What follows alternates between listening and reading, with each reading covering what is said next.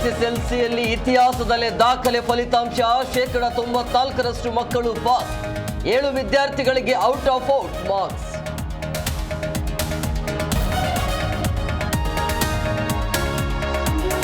SSLC ಮರುಪರೀಕ್ಷೆಗೆ ಶುಲ್ಕ ಇಲ್ಲ. ಮೇನಲ್ಲಿ ಸೆಕೆಂಡ್ ಅಟೆಂಪ್ಟ್ ಎಕ್ಸಾಮ್. 3ನೇ ಅವಕಾಶ ಇಲ್ಲ ಎಂದು ಶಿಕ್ಷಣ ಇಲಾಖೆ.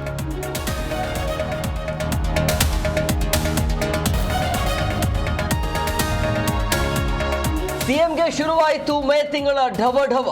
ಪಂಚರಾಜ್ಯಗಳ ಫಲಿತಾಂಶ ಬಳಿಕ ಹೈಕಮಾಂಡ್ ಬದಲಾಗುತ್ತಾ ಸಿಎಂ ಕುರ್ಚಿ.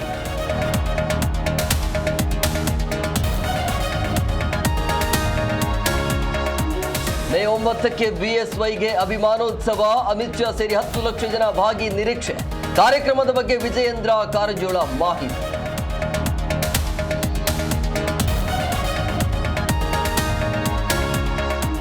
ತಮಿಳುನಾಡಿನಲ್ಲಿ ಬಿಸಿಲಿನಲ್ಲೂ ಭರ್ಜರಿ ಮತದಾನ.